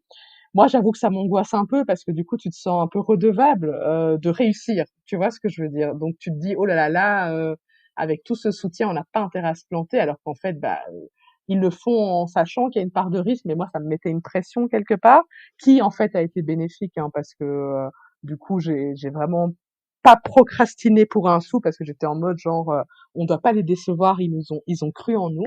Et donc voilà, en septembre, on se rend compte qu'on a la somme, qu'on a tout et qu'il reste plus qu'à régler la partie, professionnelle, en fait. Donc mon mari, il est freelance, donc moi, par contre, je suis employée et je me dis: «Bon, voilà, tu sais jamais ce qui peut se passer». En Belgique, on a un système social qui est quand même assez bon, qui permet, quand tu as travaillé pendant 5 ans dans une entreprise, de prendre ce qu'on appelle une pause carrière, qui n'est pas payée, donc tu n'es pas rémunéré, mais ton contrat est maintenu et suspendu pour 3 ans, en fait. Ce qui veut dire qu'après les 3 ans, si tu reviens, tu récupères tes conditions, d'il y a 3 ans et tu peux pas être licencié les 6 mois qui suivent. Donc on a vraiment une sécurité sociale qui est quand même assez sympa en Belgique, faut Et le ça dire. ressemble un peu à, au congé sabbatique en France? Oui, voilà, et tu peux faire plus ou moins ce que tu veux. La durée est de maximum 3 ans, une seule fois dans ta carrière, je pense. Et donc voilà, donc du coup, Ah je me dis: «Bah, je ouais, vais poser ce truc-là» parce que comme ça, au cas où, mon mari est en freelance, lui, il va perdre tous ses c'est ça, droits, tu as la petite sécurité quand même, quoi. Mmh. voilà, et au cas où, bah, même si j'aime pas ce boulot, c'est quand même un boulot qui paye, donc au cas où, au pire, il y aura ça, quoi. Je peux revenir, et on a quand même de quoi se louer un appart et élever notre fille au cas où ça ne se présente pas bien. Donc bref, je fais ma demande de pause carrière. Je sais que ma manager, m'a fait tout un cirque en mode, «Tu te rends bien compte, que dans ta carrière, ce sera un frein d'avoir pris ces 3 ans?» et moi, j'étais là genre: «Oh là là». En fait, je les prends parce que j'y ai droit et que c'est un filet de sécurité, mais sois bien sûr que j'ai envie de faire tout pour ne jamais revenir. Mais ça, je peux pas lui dire. Je suis là: «Oui, oui, j'ai bien conscience que ce sera un frein dans ma carrière, mais genre, c'est pas grave, quoi. J'ai envie de vivre mon aventure, donc frein ou pas, moi, j'y vais». Et donc voilà, et on décide du coup, de partir le 3 décembre. Donc on réserve nos billets d'avion pour le 3 décembre. Entre-temps, on a pu faire toutes les démarches de création d'entreprise en ligne. Donc là aussi, le Rwanda, quand je te dis que c'est un pays qui est à part, c'est que l'administration, tu peux tout faire en ligne, en fait. Donc on a pu, créer notre société, avoir notre numéro d'entreprise, ouvrir des comptes en banque depuis Bruxelles. C'est quand même assez incroyable. Donc quand on arrive le 3 décembre, on a déjà tous les papiers. On n'a plus qu'à, faire, les travaux dans l'endroit qu'on compte louer. Oh mon Dieu, j'ai pleuré tout le vol par contre, donc ça, j'étais hyper contente de partir. Mais en fait, c'est hyper émouvant parce que, mes parents étaient mitigés. En fait, c'était assez bizarre parce qu'eux-mêmes ont, à leur façon, été des gens assez aventureux. Mais là, il y a ma fille, leur petite fille qui va partir avec moi, qui va être loin. Et donc, en fait, d'un côté, eh ben, ils nous ont soutenus comme tous les autres, ils nous ont apporté leur soutien, y compris financier. Mais ils sont un peu genre, voilà, on n'est pas une famille d'entrepreneurs. Mon père, il trouve ça un peu inconscient. Je lui aurais dit que je partais travailler pour l'ambassade de Belgique ou pour une ONG. Il m'aurait dit, ouais, super, génial. Mais là, il trouve ça vraiment très risqué avec notre petite fille qui a 2 ans. Et je lui dis, je comprends, hein, je comprends bien. Et je lui dis, mais moi, le fait de rester ici et de ne pas tenter le coup, c'est encore plus risqué parce que mon moral, je vais pas m'en remettre si j'essaye pas. Donc, et aussi, c'est un truc qui est important quand on change dans un projet comme ça. Les gens nous transmettent leur propre questionnement, en fait. C'est-à-dire que généralement, quand Mais oui, quelqu'un va c'est vrai, hein. tu n'as pas peur de ça ou tu n'as pas peur de ça, c'est quelque chose dont cette personne-là a peur. Et moi, la plupart du temps, quand les gens me posaient des questions sur mes craintes n'étaient vraiment pas les mêmes qu'eux. Ils me parlaient de, bah tiens, le côté sanitaire par rapport à la petite qui est très petite et qui a 2 ans. Et je leur disais, vous savez, il y a des enfants au Rwanda, il y a d'autres enfants, il y a des Il y en a hôpitaux. Donc, partout dans le monde, hein. Juste pour info. il n'y a pas un seul pays où je ne me verrais pas aller avec ma fille, en fait, à part s'il y a la guerre, parce que là, c'est une question de sécurité. Mais Oui. sinon, en effet, la plupart du temps, on n'aura peut-être pas ce qu'on a, mais les mêmes choses qu'on peut offrir à nos enfants en Belgique ou en France, mais il y a d'autres choses aussi. Et donc, au fur et à mesure que les gens me posaient leurs questions, je réalisais vraiment ça. Les gens nous transmettent leurs propres inquiétudes. On me demandait, tiens, t'as pas peur d'être loin de ta famille? Je disais, mais moi, j'ai grandi comme fille d'expat. Je voyais ma grand-mère paternelle tous les 3 ans. Et pour autant, j'étais super proche. Enfin, c'est quelqu'un qui a beaucoup compté dans ma vie. Pareil, la sœur de mon père, ma tante, je la considère comme une deuxième maman. Mais jusqu'à ce qu'on soit en Belgique définitivement, je ne la voyais pas régulièrement. Notre lien s'est Mmh. construit. En plus, moi, c'était une époque où il n'y avait pas Internet, donc je leur disais. Et en plus, moi, j'ai réussi à maintenir des liens. Enfin, mes parents ont réussi à maintenir des liens avec leurs amis d'enfance, avec leur famille. À une époque où il n'y a pas Internet, nous, on a Internet, les gars. Vous voulez m'appeler, c'est maintenant sur WhatsApp. Vous voulez m'écrire, c'est un mail ou Facebook. Enfin, genre, on n'est pas coupé du monde. Je pars pas au fin fond de la Papouasie ou quoi. Mais c'est vrai que des gens qui sont jamais allés au Rwanda ou même dans un pays d'Afrique, enfin les gens ont une image de l'Afrique quand même qui est assez, Très cliché parce qu'aussi, en fait, ah chaque ouais! chaque pays vend l'étranger différemment, tu vois? Genre, si tu parles à des Africains, ils vont dire: «Oui, il paraît qu'en Europe, les vieilles personnes sont abandonnées». Tu es là: «Non, ils sont dans des maisons». Ah! Donc les clichés, c'est universel. N'importe où on est, l'étranger, on le perçoit avec ses défauts plus que ses qualités. Et donc c'est vrai que malheureusement, quand on parle de l'Afrique, on va plutôt parler des conflits, des problèmes sanitaires avec Ebola ou des choses pareilles. Et donc heureusement aujourd'hui avec Internet de nouveau, quand tu te renseignes un petit peu, tu vas trouver un blogueur par-ci, un youtubeur par-là, et tu peux te dire ah bah en fait ouais bon la presse parle de ça, mais les gens qui y vivent, ça va, ils sont comme nous quoi.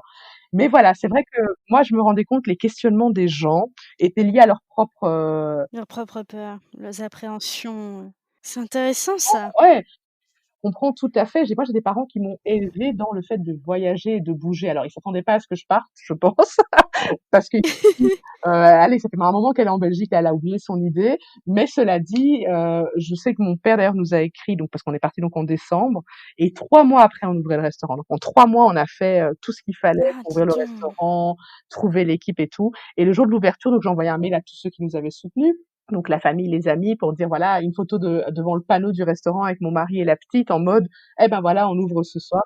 Je suis super émue quand j'y repense parce que franchement j'étais tellement en stress ce jour-là, c'était Bah, tu oh, m'étonnes, ouais. une journée, je me disais: «Est-ce qu'on va vraiment ouvrir ce soir?» Enfin, il y avait plein de trucs qui allaient pas, mais on avait dit qu'on ouvrait, on avait fait la pub, il y avait des réservations, donc on devait ouvrir. Et donc j'envoie ce mail, et mon père qui était pas du genre à s'excuser, mon père c'est du genre, on est une famille où on débat beaucoup vivement, on se dit ce qu'on pense, on est Mmh. assez dans les conversations très franches et très brusques. Et là, il s'est excusé en me disant: «Bah écoute, bravo, que vous ouvriez ce soir, et en fait je m'excuse parce que c'est vrai que je vous ai soutenu, mais je n'y croyais pas. Et là, le simple fait que vous ouvriez ce soir, eh bien, prouve que je suis trompée et que vous aviez raison, parce que quoi qu'il arrive, ce soir, vous ouvrez votre restaurant». Je suis super émue quand Ah là là et puis en plus, de manière générale, de toute façon, c'est très rare une personne qui s'excuse. Ah Enfin, oui, qui présente ses excuses, de manière générale, hein. exactement, et de reconnaître qu'on n'a peut-être pas, voilà, qu'on n'a peut-être pas eu la même vision que toi, que machin, Ah ouais, et vraiment ouais. venant de lui, j'étais hyper touchée parce que, et en plus c'était vraiment ce que j'avais besoin d'entendre ce soir-là. Excuse-moi, je suis vraiment émue. Parce qu'on était, on ouvrait, mais on n'était pas sûr que ça allait marcher non plus. Enfin moi, j'étais toujours dans le pessimisme. Toi, tu avais l'impression de jouer ta vie quand même d'un côté? Parce que c'est quand même, un engagement important, c'est Ouais, ces 3 mois qui ont précédé, ça a été, plus de bas que de haut, dans le sens où, on avait une liste de tâches qui n'en finissait pas, on rencontrait des problèmes qu'on n'avait pas anticipés, qui étaient pas dans le business plan, et que mon père me dise: «Le simple fait que tu ouvres ce soir, c'est déjà un succès». Ça m'a fait tellement de bien parce que j'étais là: «Mais en fait, ouais, même si dans une semaine on va fermer», la fille vraiment pessimiste. «Si dans une semaine il y a 0 client et que du coup on doit fermer», c'est vrai qu'on l'a fait. On a dit qu'on le faisait et on l'a fait. Après, le restaurant, il va marcher, il va pas marcher, mais on l'a fait. Et du coup, voilà, ce mail-là, il m'a vraiment fait super, super plaisir. Il m'a redonné le boost qu'il fallait pour accueillir les gens ce soir-là. On était dans un pays où on connaissait pas forcément grand monde. On connaissait des gens, mais pas tant que ça, et pas beaucoup de restaurateurs. Donc, tu sais, parfois, juste trouver du matériel pour la cuisine, on se baladait dans la ville. Et c'est pas comme en Europe où tu peux aller sur Internet et trouver un magasin de fournisseurs pour les restaurants. Ici, tu dois, toi, démarcher un peu ton fournisseur selon ce dont tu as besoin. Même trouver un gars pour faire nos meubles. Tu vois, il y a des menuisiers partout, mais il faut en trouver un qui peut faire les meubles que toi, tu as envie, et qui va respecter les délais. Donc, tu as plein de contraintes. Et les 3 mois étaient vraiment d'une intensité incroyable. Le truc, c'est que c'est pas comme si ça s'arrêtait après, hein. Une fois qu'on a ouvert le restaurant, là, tu as l'intensité du restaurant. Donc, ça a été les 2 premières années. Franchement, c'était un tunnel. Il y avait cette lumière au bout qui était, genre: «Allez, il y a la lumière là, tu sais vers quoi tu veux aller, donc continue d'avancer». Mais des fois, tu as vraiment envie de t'arrêter au milieu du tunnel et faire: «Mais c'est sans fin, dès que j'avance, le tunnel se déplace, ou c'est quoi le le délire?» Mais en fait, voilà, c'est aussi ça la vie d'entrepreneur, c'est que tu passes ton temps à avancer, être confronté à un problème, trouver une solution à ce problème-là, tu te fais: «OK, ouf, j'avance», et puis on a un autre qui arrive, et en fait, c'est paradoxal, mais c'est cette difficulté-là qui fait aussi que c'est épanouissant la vie d'entrepreneur, parce que tu es en charge de trouver des solutions.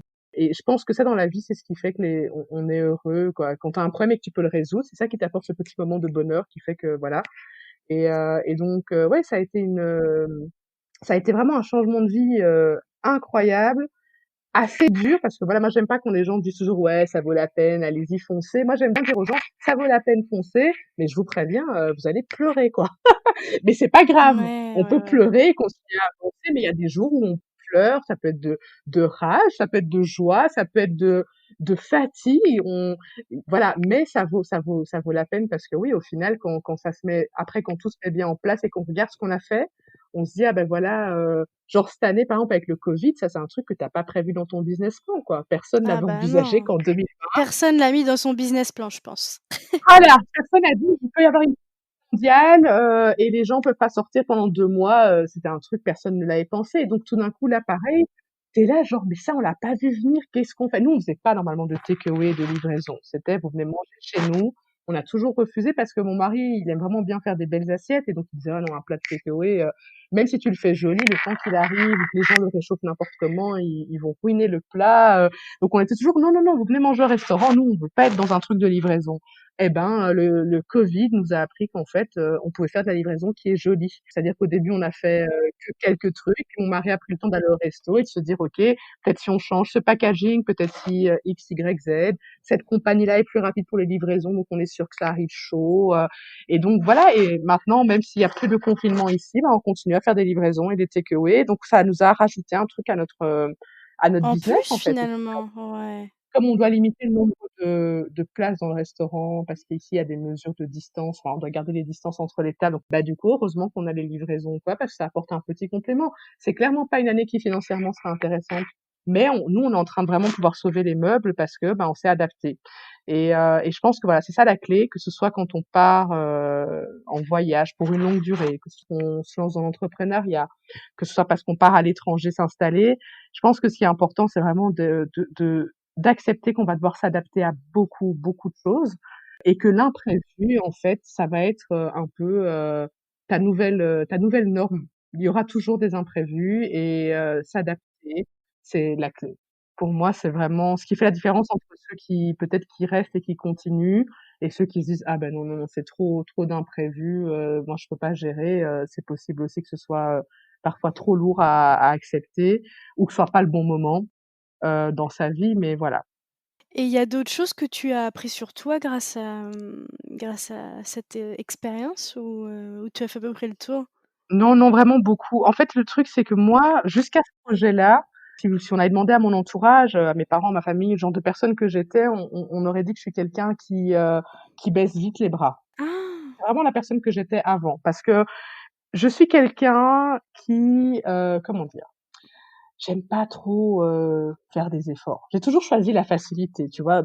Un truc qu'on me répétait souvent à l'école ou à l'université, c'était genre, «Tu restes bien sur tes acquis». Genre tu utilises ce que tu sais pour t'en sortir, mais tu fais pas l'effort d'aller chercher plus loin, de je suis pas cette nana qui, genre moi si j'avais 12 ou 14/20, j'étais contente, quoi, et les profs me disaient à chaque fois que je gâchais mon potentiel parce que j'aurais pu avoir plus. Mais ça m'a jamais intéressée, ça ne je suis quelqu'un qui aime profiter de la vie, lire un bouquin, me balader, être posé avec une amie.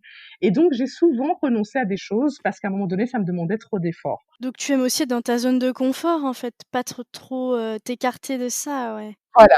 À la base, moi, une vie routinière et bien carrée où je dois pas trop me réfléchir à demain, ça m'allait très bien. Mais en même temps, je suis quelqu'un qui a 1000 idées dans ma tête, mais qui ne les a jamais concrétisées parce que justement, à chaque fois, je me disais: «Ah, ça va me demander, de me pencher sur ça ou ça» et en fait: «Oh, j'ai pas envie pour le moment», donc je laisse tomber, je laisse l'idée de côté. Et donc vraiment, ce projet-là, je crois que c'est aussi pour ça que mon père, au début, n'y croyait pas. Il se disait: «Mais moi, je connais ma fille. Elle a 30 ans, ça fait 30 ans que je la connais, dès que ça va être trop compliqué, elle va laisser tomber» parce que c'est comme ça que j'étais. Ce qui explique un peu aussi pourquoi tu attendais tout le long que quelqu'un te freine sur ton projet, en On me fait. ferme la porte. J'attendais que quelqu'un parce qu'en fait, j'étais là, genre, je peux pas me la fermer moi-même, c'est mon idée. Mais si quelqu'un me la ferme, ah ben, ça tombe bien. Comme ça, j'arrête mes efforts. Et en fait, ce que j'ai découvert, c'est que quand tu as vraiment quelque chose qui te tient vraiment à cœur, quand tu as enfin trouvé peut-être quelque chose qui va vraiment t'épanouir et que tu sens qu'il y a quelque chose derrière ben, c'est plus fort que ton envie de procrastiner et de laisser tomber. C'est-à-dire qu'il y avait quelque chose, il y avait cette petite voix, il y avait ce sentiment de me dire, Nat, c'est probablement la vie dont tu as toujours rêvé. Ah. Alors, si Mmh. cette fois-ci tu ne le fais pas, tu ne te le pardonneras pas, en fait. Donc, pour une fois dans ta vie, arrête de choisir la voie sûre, la voie du confort. Ça va être difficile, ça c'est certain, ça l'est déjà, tu es en train de douter, tu as peur, mais il y avait vraiment ce truc au fond de moi, je me disais, c'est ce que tu veux être à ton compte, tu veux être créatif. La restauration, c'est un domaine, enfin la nourriture en général, c'est un domaine que tu adores. Il y a pas mal de trucs dans le domaine de la restauration qui correspondent à ce que j'aime. Recevoir les gens, accueillir, ça c'est vraiment quelque chose que j'ai toujours eu en moi. Je me suis toujours dit qu'un jour j'aurais une petite maison d'hôtes, par exemple, ou un truc pareil, quand je serai plus âgée. Le restaurant, c'était l'étape au-dessus parce que là, c'est vraiment des clients qui viennent, que tu ne connais pas. Mais voilà, j'adore aussi former les gens et donc avoir une équipe de serveurs à qui je devais expliquer comment moi j'attendais qu'ils reçoivent nos clients. Il y a un côté créatif avec la photo, tu dois faire la photo de tes plats, tu dois faire de la communication sur ton restaurant. En fait, ce métier rassemble un peu toutes les choses que j'aimais bien faire pour moi, on va dire, dans un seul boulot, quoi. Tout ce que j'ai toujours reproché dans la vie d'entreprise, c'était le manque de créativité, le fait que parfois j'avais une idée et qu'on me disait: «Ah ben non, dans l'entreprise, on a toujours fait Que comme ce ça». soit cloisonné. Reste dans ton Voilà, dans ton poste, dans ce qu'on t'a défini comme mission, c'est pas ta mission, quoi. j'avais toujours senti aussi que voilà, tu vois, en Belgique ou quoi, donc c'est la maison, il y a les amis, mais les gens te connaissent depuis toujours. Et donc, quelque part, quand on te connaît depuis toujours, on te met dans une case. Moi, par exemple, je suis l'hypersensible, émotive, la passionnée sur les trucs sociaux. Mais du coup, je sais que dans la famille, ce côté hyper émotif, pour eux, c'était un peu genre ma faiblesse aussi. Genre, tu es tellement touché par plein de choses. Un restaurant, quand les gens vont faire des critiques, tu vas t'effondrer. Et au début, c'est vrai que les premières critiques, tu les prends très personnellement. Jusqu'au moment où tu Bien comprends sûr. qu'en fait, tu peux pas plaire à tout le monde et que quand tu lis la critique, c'est juste l'avis d'une personne qui, elle, n'a pas aimé ce plat-là. Ça ne veut pas dire qu'il n'est pas bon, ça veut dire que cette personne n'aime pas ce plat-là et ce n'est pas grave. Mais c'est vrai qu'au début, ça me touchait énormément et donc voilà, il y avait ce truc où je savais aussi qu'en partant, j'allais pouvoir enfin être peut-être celle que je voulais vraiment être et que je n'osais pas être parce qu'on me mettait dans des cases et que je me disais: «Bon, si j'en sors, ils vont se dire que qu'est-ce qu'elle a, Nat et tout». Donc tout ça, c'est ma liberté, Mon autonomie, le fait de travailler à mon compte, c'était quelque chose dont j'avais toujours eu envie, que je n'avais jamais osé. Et donc, en gros, c'était le moment où jamais. Et pour la première fois de ma vie, j'ai tenu mon projet jusqu'au bout. Et ça m'a appris qu'en fait, voilà, il faut juste que je sois absolument convaincue et passionnée. Si le projet me convainc à moitié, je ne vais pas aller au bout. Dès qu'il y aura des efforts à faire, je dirais non, laisse tomber, j'ai pas envie. Mais par contre, si je suis ouais, viscéralement convaincue que c'est ce que je dois faire, que c'est bien, que c'est important, là, plus rien peut m'arrêter. Et donc ça, c'est un truc que j'ai appris sur moi, que j'étais beaucoup plus déterminée, que on me l'avait dit, que je ne l'avais considéré. Ça nous a aussi donné beaucoup de leçons en tant que couple, parce que ça a été une aventure très compliquée. Donc on a tous les deux beaucoup grandi. Et donc on s'est aussi à un moment donné un peu éloignés parce qu'on était chacun focalisé. Donc lui c'est le chef du restaurant, le chef cuisinier. Donc lui c'était sa partie, c'était créer les menus, former les cuisiniers. Moi ma partie c'était plus accueillir les clients, la communication, etc. La partie aussi compta. Et donc on était un peu chacun dans nos domaines. Et c'est un milieu qui est intense. Surtout au début, maintenant on a une bonne équipe, donc on n'est pas obligé d'être là tous les soirs. Mais au début on était là chaque jour d'ouverture, de l'ouverture à la fermeture, plus la vie de parents, parce que notre puce, faut la déposer à l'école, fallait quand même passer du temps avec elle. Ben oui! Les 2 premières années, c'était une intensité, vraiment très compliquée, donc on n'avait absolument aucun temps à se consacrer en tant que, mari et femme, en tant qu'amoureux. On a vraiment failli se perdre dans le sens où, tu sais, quand tu passes pas du temps à faire attention à l'autre, eh bien, oui, une espèce de distance se crée, même si on s'aime. On a besoin de temps de qualité et on avait plus ce temps de qualité. Donc, ça a été très compliqué. Et puis, mon mari m'a vu devenir quelqu'un d'autre, justement, quelqu'un qui est un peu... Longtemps, j'ai été... Enfin, lui, il est plus timide, plus introverti que moi. Et donc, longtemps, il a été... J'étais un peu le moteur et lui le suiveur. Et là, ça s'est inversé quand on est arrivé ici, parce que moi, avec mon anxiété, mon stress et cette peur de justement que c'était trop, le projet était trop, il y avait des moments où je m'effondrais émotionnellement, j'avais besoin de réconfort. Et lui me disait, je peux pas t'en apporter pour l'instant parce que si je me mets à m'occuper de ça, pendant ce temps, ça n'avance pas le projet. Et donc moi, je lui en voulais parce que j'ai l'impression qu'il me trouvait trop émotive et que j'étais là genre, c'est pas cool, c'est qui je suis. Et en même temps, lui me trouvait trop directive parce que j'avais l'habitude d'être celle qui décidait. Et là, tout d'un coup, il me disait non, c'est comme ça et c'est pas autrement. Et j'étais là, mais c'est qui ce gars? En fait, on a dû apprendre à se faire confiance. Tous les deux, on se disait, mais elle a jamais été restauratrice, il a jamais été chef. Donc, tu vois, on ne se faisait pas confiance. Donc, je surveillais ce qu'il faisait, il surveillait ce que je faisais jusqu'au jour où on s'est dit, mais si on fait ça, on est mort, en fait. Parce que, à un moment donné, on a chacun nos prérogatives dans cette entreprise.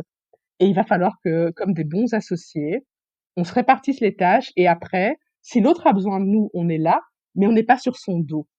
On ne se contrôle pas, on n'est pas en train de, Donc lâcher prise un petit peu? exactement, lâcher prise, accepter que l'autre évolue. Tu vois, on a un vieux couple, hein. J'avais 19 ans quand je l'ai rencontré, donc ça fait un bail. Et donc, accepter que l'autre n'est plus la personne que tu as rencontrée et qu'en fait, c'est très bien comme ça. J'adore la personne qu'il est maintenant. Il a juste fallu que je le redécouvre. Mais c'était toujours lui, mais avec plus de caractère, avec plus de volonté. Et donc, j'ai dû m'habituer à cette nouvelle version de lui. Et lui a dû accepter que cette émotivité qui parfois le déstabilisait parce que quand je suis triste, ça le perturbe. Il sait pas comment m'aider. C'est un mec, quoi. Il veut résoudre. Et moi, je veux juste parler. Oui, c'est ça, on veut juste être écouté, en fait. Voilà, et lui, il était en mode, je peux pas régler son problème, donc je veux même pas le connaître. L'émotivité, en fait, c'était aussi quelque chose qui était un plus dans le restaurant, parce que par exemple, je ressens très fort nos clients. Tu vois, moi, un client, il peut me dire ça va, mais parfois ça va pas. Il m'a dit ça va, mais je sens dans sa gestuelle ou je sais pas. Et donc, j'ai pas mal de clients comme ça que j'ai récupérés parce que j'étais là, vous êtes sûr? Parce que j'ai quand même l'impression que vous n'avez pas passé un si bon moment que ça. Et puis le gars, il fait, OK, il y a eu ce petit souci-là, ma viande n'était pas la bonne Ah ouais. cuisson. Et du coup, je fais, bah, écoutez, je vous offre un verre et la prochaine fois, je vous garantis, ce sera la bonne et surtout, n'hésitez pas à nous le dire, machin. Donc, et tout d'un coup, mon mari me disait, ah ouais, en fait, moi, le gars, il me dit ça va, je le crois. Et je fais, bah, ouais, t'es un mec. Enfin bref, donc voilà, on s'est rendu compte qu'on était complémentaires, mais d'une façon différente de celle qu'on était en Belgique en fait, où on était dans une vie plus carrée, où chacun avait ses trucs à faire et où nos métiers n'empiétaient pas l'un sur l'autre. Puis vous bossiez tout simplement pas ensemble aussi, c'était aussi apprendre à travailler ensemble. Voilà, on a dû apprendre à prendre du temps hors du restaurant, aussi à cloisonner le moment du travail, parce que quand tu es entrepreneur, tu penses à ton boulot tout le temps. Et donc parfois tu te lèves le matin et tu fais ouais, à propos, j'ai eu une idée, là, tu commences à parler d'un truc. Et en fait un jour on s'est dit non, ça c'est pas une bonne idée parce qu'en fait les moments où on est à la maison avec les filles en tant que couple, il faut qu'on se mette des réunions, quoi, tu vois. On se fait un Google Meeting, rendez-vous mercredi à 10 heures au bureau, dans le resto, et là, on s'assoit et on parle. Mais on peut pas être en voiture en train de revenir d'un dîner en amoureux et commencer à brainstormer sur le prochain menu ou un truc pareil. Il faut qu'on garde notre vie privée, notre vie professionnelle un petit peu séparées. C'est compliqué quand t'es entrepreneur, mais les temps où on est ensemble, c'est des temps de mari et femme et pas des temps d'associés, en fait. Ouais, c'est ça. Mmh. Malgré toutes les difficultés, malgré les moments où j'ai vraiment eu peur, que ce soit pour notre couple ou parce que voilà, être loin, c'est pas toujours facile. Mon père a été malade à un moment, j'ai pas pu le voir autant que je voulais, mais j'ai pu le voir essentiellement quand même. Et ben malgré tous les moments difficiles, parce que des fois quand je raconte ça, les gens font oh mon Dieu, mais comment t'as pu surmonter ça? Je dis mais parce qu'en fait, là je vous parle de ce qui a été compliqué, mais c'est parce qu'à côté il y a des choses tellement gratifiantes qui en sortent aussi. Donc un peu de, je sais pas, de la douleur parfois se crée de très belles choses. Et vraiment, on a mûri là en 6 ans, on a évolué. D'ailleurs, je crois que c'est le compliment qu'on reçoit le plus quand nos familles, nos amis viennent nous voir. C'est des fois ils nous regardent en disant c'est incroyable. Vous êtes une version de vous qu'on ne connaissait pas, mais qui est tellement agréable à regarder. Oh, c'est beau! On s'est épanoui et des fois les gens me disent ah t'as changé, mais c'est vraiment dans un sens genre waouh Nat quoi, t'es plus cette justement cette personne un peu stressée, anxieuse, etc. Et en fait je le suis toujours, sauf que j'ai appris à appréhender tous ces trucs-là avec l'expérience quoi. C'est C'est ce ça. que je disais, je suis toujours effrayée, mais je sais que ça fait partie de la vie d'être un peu effrayée chaque jour et c'est pas grave. Eh ben, écoute, je te remercie beaucoup pour le temps que tu as bien voulu m'accorder pour, me raconter ton histoire, vraiment, magnifique. J'aimerais bien que du coup te laisser le petit mot de la fin pour, voilà, encourager des personnes qui, auraient un rêve, dans un coin de leur tête et qui n'oseraient pas forcément, se lancer, quoi. Ce que je dirais, c'est d'abord, si vous avez vraiment ce sentiment au fond de vous que vous avez envie de partir, que vous avez envie de faire quelque chose ailleurs, je pense que dans la vie, on regrette plus ce qu'on n'a pas fait que ce qu'on a fait. Moi, une des choses qui me rassurait, c'est de me dire: «De toute façon, je peux rentrer en Belgique. Ce sera toujours chez moi, ma famille sera toujours là, mes amis seront toujours là.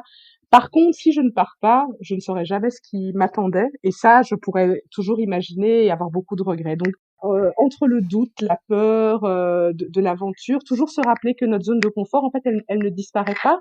C'est nous qui en sortons, mais on peut y revenir si besoin, temporairement ou définitivement, et se dire, bah, clairement, l'aventure, c'est pas pour moi. Mais je connais personne qui se soit dit ça. Généralement, même ceux qui avaient les plus grandes craintes, au final, n'ont jamais regretté d'avoir sauté le pas.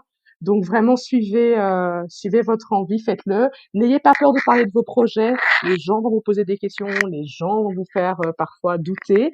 Mais ça vous permet aussi de mieux réfléchir à votre projet, parce que parfois il y a des choses auxquelles on ne veut pas penser. Le fait qu'on nous le rappelle nous permet de s'interroger dessus et de s'y préparer. Et inspirez-vous, quoi. L'avantage d'Internet aujourd'hui, c'est que on peut trouver des témoignages, des podcasts comme le tien où chacun raconte son parcours. Ils sont tous différents, mais je crois qu'ils ont tous en commun le fait que oui, peu de gens regrettent d'être partis, même Oh que oui. même quand l'expérience n'a pas été à 1000% positive. Moi, on en voit tout le temps ici des gens qui viennent, qui repartent, mais ils en tirent toujours une leçon ou un changement tellement important qu'ils se disent ça valait le coup. Donc voilà, on n'a qu'une seule vie. Cette année, on l'a bien vu avec cette pandémie, tout peut s'arrêter, etc.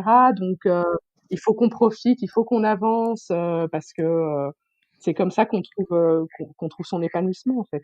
Merci beaucoup Nathalie. Adèle, c'était un plaisir. J'ai été très très bavarde.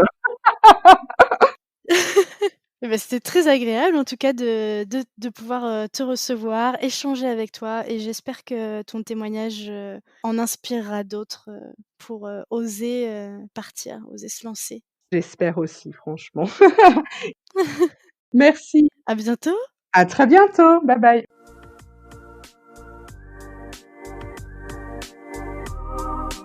C'est la fin de cet épisode, mais j'ai encore besoin de vous. Si vous avez Apple Podcast, n'hésitez pas à laisser 5 étoiles et même à mettre un petit avis. Cela m'aide énormément à faire gagner en visibilité à ce podcast. Si l'épisode vous a plu, n'hésitez pas à le partager au plus grand nombre. Il ne me reste plus qu'à vous dire à lundi pour un prochain épisode de Frenchies autour du monde.